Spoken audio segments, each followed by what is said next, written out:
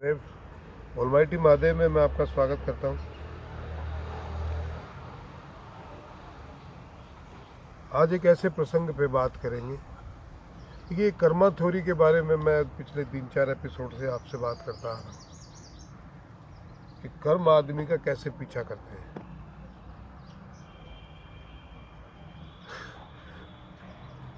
सारा कर्मों का ही खेला है भाई। हम यहाँ आए अपने कर्मों की वजह से ही हैं। साधु कर्मों से बनता है और चोर भी कर्मों से ही बनता है। आप किसी को चोर क्यों बोलते हो? चोरी करता है तो ना कर्म। साधु क्यों बोलते हो? वो जो साधु के कर्म करता है तो साधु बोलते हो ना। ऐसा नहीं आपके मन में आया तो चलते हुए आदमी को साधु बोल दिया, चलते को चोर, ऐसा नहीं है। आप डॉक्टर को डॉक्टर क्यों बोलते हैं? वो डॉक्टर का कर्म करता है। लोहार को लोहार का कर्म करता है, इसलिए लोहार बोलते हैं। तो आप जो करोगे कर्म वैसा तो आपको भुगतना ही। यहाँ पे हम एक संज्ञा दे देते हैं तो ऊपर वाला तो देता ही है ना। जिसमें भगवान का कोई लेना देना नहीं है। भगवान तो बचाने का ही काम करता है। मरने वाले काम तो हम खुद ही करते हैं। अब वो जो था पास्ट लाइफ रिग्रेशन, PLR, उसका एक किस्सा मुझे और ध्यान में आया कि वो तो बड़ी विचित्र बात थी। एक बंदा मेरे पास ही आया था और कुंडली उसने दिखाई मुझे।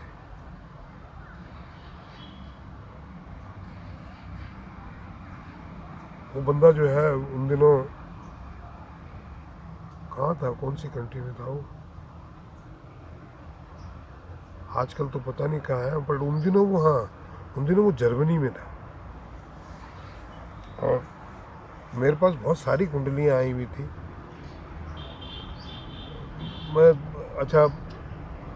मैं देख ही नहीं पा रहा था कि इतना बुरा हाल हुआ पड़ा था मेरा। मतलब मैं प्रेशराइज होकर कोई काम करता नहीं, क्योंकि एक समय में एक ही काम, उसको ढंग से करो, वो हो जाए तब दूसरा देखेंगे उसमें क्या मिला क्या नहीं मिला। उस पर बहुत ज़्यादा मैं सोचता नहीं। पर वो आ गया मेरे। हाँ, मैं कहाँ था अभी,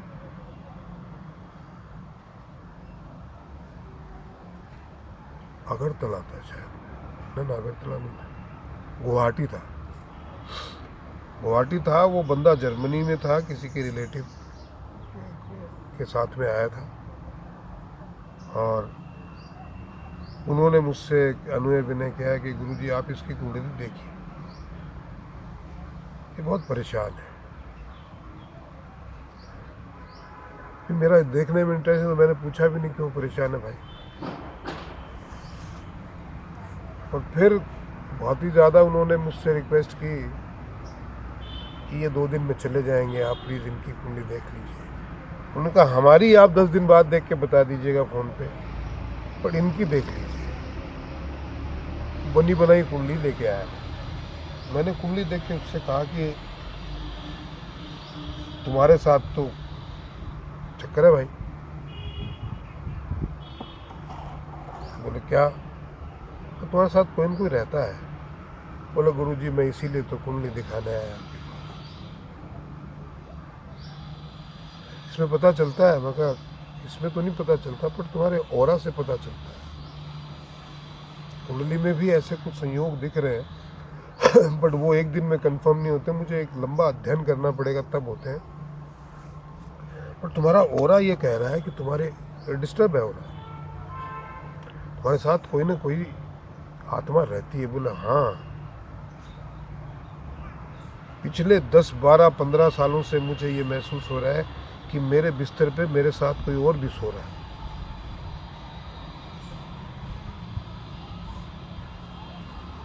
जब भी मैं गाड़ी चलाता हूँ तो ऐसा लगता है कि मैं ठोक दूँ गाड़ी, बस ब्रेक दबाऊँ ही ना।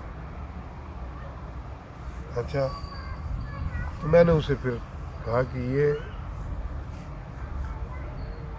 अभी मेरे बस की बात नहीं है, क्योंकि मैं बहुत व्यस्त हूँ, वैसे भी ये मेरा काम नहीं है।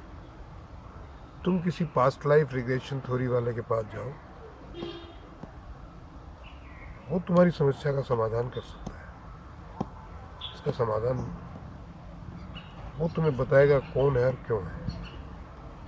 वो तुम्हारी मेमोरी बॉक्स में से पिछले जन्मों की मेमोरी निकाल के वो तुम्हें बता देगा, और फिर वहाँ से वो डिलीट हो जाती है तो तुम रिलीफ में आ जाओगे। बट जब तक वहाँ जाओगे नहीं तो वो डिलीट कैसे हो?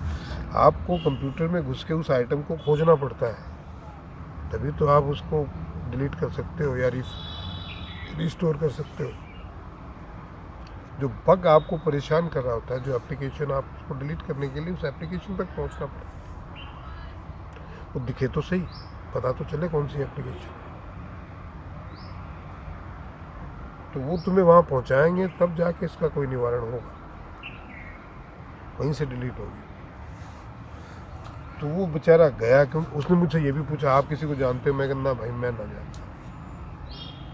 गया और उसकी समस्या का निवारण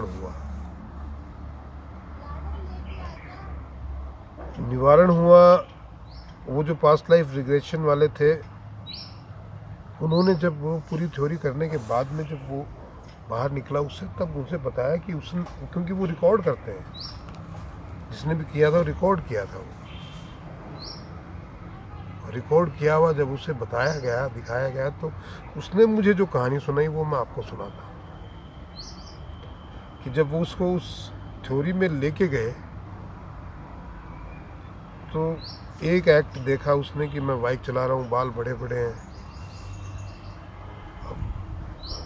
बड़ा सा घास का मैदान है,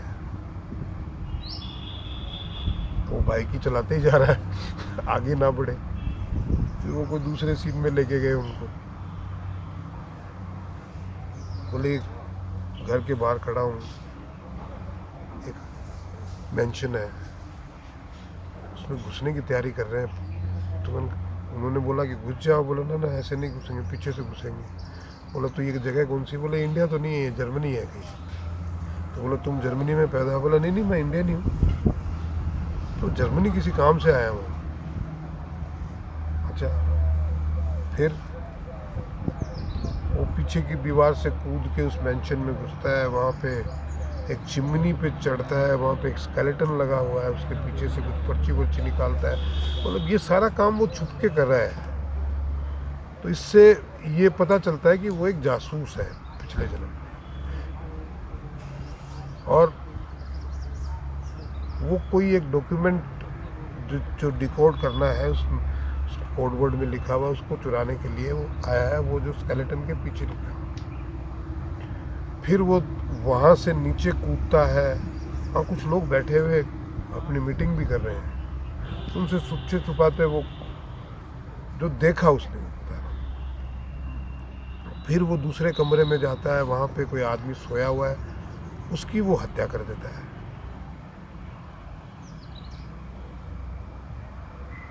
और हत्या करने के बाद में वहाँ से भागने की बजाय उसके खून को, पूरी बॉडी को मरते हुए, तड़पते हुए देखता रहता है। वो जब थेरेपिस्ट उससे पूछता है कि भाई ऐसा क्यों? बोला मुझे मजा आ रहा है। फिर बोला आगे उसको ले जाते हैं, तो आगे सीन में पता चलता है कि वो बाइक चला रहा है, और बोला मेरी जीने की इच्छा नहीं। बोला लेकिन तू भारतीय एजेंसियों की तरफ से जो, अच्छा 1974 की कोई घटना बताते हैं, जो लेटर तूने हासिल किया उसे डिकोड करना है, उसे लेके जाना है, वो पहुंचाने से पहले तू क्यों मरना चाहता है? बोले पता नहीं, पर मुझे मेरी इच्छा ही नहीं रह गई जीने की। मुझे लगता है जो मुझे करना था मैंने कर लिया। और वो सामने से तेजी से आ रहे ट्रक के साथ भिड़ा देता है, और उसके वहीं पे उसकी मृत्यु हो जाती है। फिर उसे दूसरे सीन में ले जाएगा, ये जानने के लिए कि बहन के यहाँ को लेटर था क्या, उसने उस आदमी को मारा क्यों? तो फिर वो अगले सीन में अपने आप को कलकत्ता में पाता है। कलकत्ता में खड़ा है, बोला सामने एक घर है, उस घर में जाने के लिए बोलते हैं तो वो चिल्ला उठता है, नींद में ही, बेहोशी की हालत में। नहीं, वो भी डर जाता है, थेरेपिस्ट क्या ऐसा, और उसकी भी जिज्ञासा बढ़ती है कि इसमें है क्या ऐसा घर में जाने के लिए ना क्यों बोल रहा। कैसे जैसे करके उनके अपने तरीके होते हैं।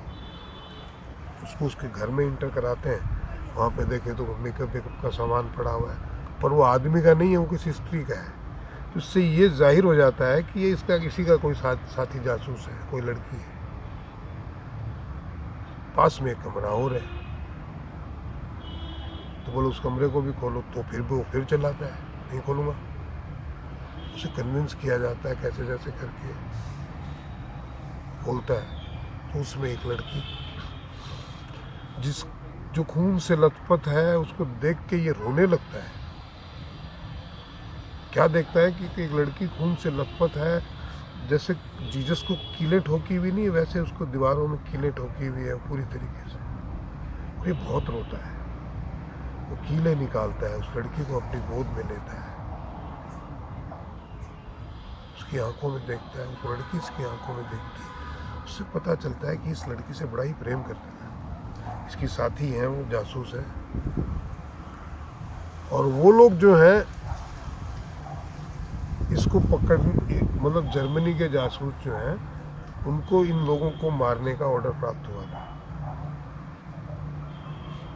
वो कोई आउल ग्रुप है, फलाना ग्रुप, कोई ऐसा कुछ है। वो लोग यहाँ कलकत्ता में आए, इसको मारने के लिए उस घर पे उन्होंने धावा बोला, उसके बंदे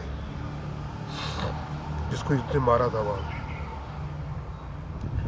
ये मिला नहीं, वो मिली तो उसको बेरहमी से मारा, उसको कीले ठोक के वहाँ काट दिया। और ये बहुत रोने के बाद में उससे प्रॉमिस करता है कि मैं मरने से पहले तेरी मौत का बदला जरूर लूंगा। और वो लड़की इतना सुनते ही जो है अपने उसके प्राण निकल जाते हैं, अपनी सांसें छोड़ देती है। ये अपनी एजेंसी से दरखास्त करता है, उसको पता चलता है एक ऐसा मिशन है जहाँ से वो कागज़ निकालना है, उसको डिकोड करना है। इस मिशन पे जाने के लिए ये दरखास्त करता है, इसे चुन भी लिया जाता है और वो उस लेटर को हासिल भी कर लेता है। लेकिन इसका मिशन वो लेटर हासिल करना नहीं होता है, इसका मिशन होता है उसको मारना, क्योंकि उसी ने लोगों को आदेश दिया था इनको मारने के लिए, जिसमें इसकी प्रेयसी जिसका नाम वंदना था, उसको बेरहमी से उन्होंने मारा। उसी बेरहमी से ये उसको मारता है। और तब वो जो उसने कहा था ना कि मुझे बड़ी खुशी हो रही है, बड़े आनंद आ रहा है इसके खून को निकलते देख के, क्योंकि उतना ही दुख उसे तब हुआ होता है।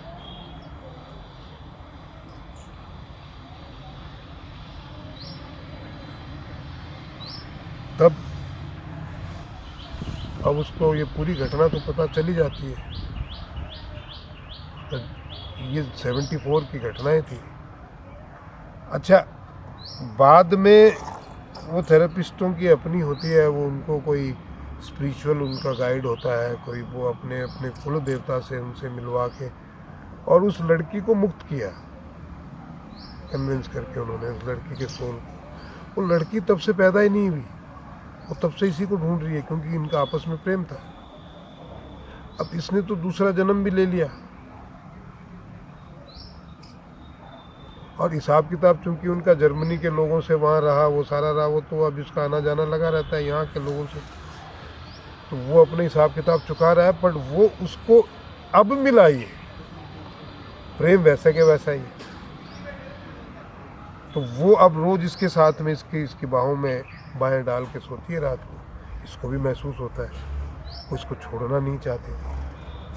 और फिर किसी भी तरीके से इनके जो स्पिरिचुअल हीलर है उसने उसको कन्विंस किया कि इसके पास शरीर है, तेरे पास शरीर नहीं है। ईश्वर से प्रार्थना करती है कि भाई मैं अगले ऐसा कोई मौका दो जिससे हम दोनों साथ में प्रेमी प्रेमिका पूरे जीवन में बन के रहें, खुशी से रहें। और वो मुक्त हो जाती है, उसको भी मुक्ति मिलती है, वो भी मुक्त होना चाहती थी उस योनि से, और ये भी रिलीफ महसूस करता है। उसके 2-5 साल बाद में, जब 2 साल 2.5 साल बाद, ये कहानी ये मुझे बताता है कि मैं उस दिन के बाद में मैं रिलीफ हूँ, जो आपने सही सजेशन दिया था। अब जो है वो, अब मुझे जीने की भी इच्छा होती है, अब मैं बाइक भी स्वच्छंद चलाता हूँ, कोई फीलिंग नहीं आती, और मैं सोता भी बड़ा मस्त हूँ, मेरे साथ में कोई नहीं सोता।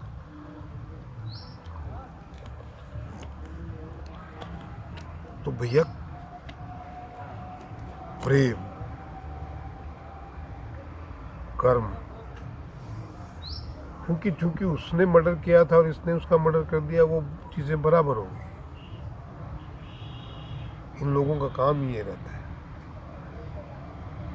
पर वो लड़की का जो इसके प्रति प्रेम था, उसकी आंखों में मरते वक्त जो इसने कहा था कि मैं प्रॉमिस करता हूँ कि उनका बदला लूंगा, इस बात से उस और प्रेमातुर हो गई। तो उस प्रेम के कारण वो भटकती रही, अदरवाइज वो भी शायद जन्म ले लेती दूसरा, और वो जिन लोगों ने उनको मारा उनके साथ उनका हिसाब किताब शुरू हो जाता। बट इससे उसको अथाह प्रेम था, इस पे विश्वास था कि ये कर लेगा, उनको तो माफ कर दिया उस बात को वो भूल गई, वो ग्रज रही नहीं कि ये कर लेगा। पर इससे जो प्रेम था वो लास्ट तक रहा कि मैं इसके साथ जीवन नहीं बिता पा रही। उस डिजायर को फुलफिल करने के लिए वो भटकती रही। अब जाके कहीं पे वही मिला, उसके साथ लग गई। बड़ा एक विचित्र किस्सा था, तो मुझे शेयर करना था। कहने का मतलब ये है, जो साधुता को जानिए जाको सूप सुभाए, सार सार जो गईले थोथो देवड़ा है। देखिए, आप अपने कर्मों से तो बंधे हुए हैं ही हैं। जो आपने कर्म किए अच्छे बुरे, उनका फल भोगने ही आते हैं। बट आप जो अनवांटेड डिजायर भी पाल लेते हैं, वो भी आपका पीछा नहीं छोड़ते, वो आपको भटकाते रहते हैं। डिजायर भगवान के अलावा कोई होना नहीं चाहिए, ईश्वर के अलावा। सिर्फ ईश्वर का डिजायर रखोगे तो ईश्वर के मार्ग पे चलते रहोगे, उस तरफ जाते रहोगे। उसके अलावा जितने भी डिजायर हैं वो बेकार है, वो आपको रीबर्थ ला के यहीं पे पटकेंगे और ये इसी में फिर और डिजायर पैदा हो जाएंगे। यहाँ पे तो डिजायरों की भूमि है।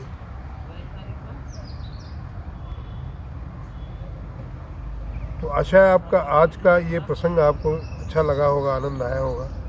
आपसे निवेदन है कि चैनल को शेयर कीजिए, सब्सक्राइब कीजिए, कमेंट कीजिए और कंट्रीब्यूट ज़रूर कीजिए, क्योंकि ये नया चैनल है।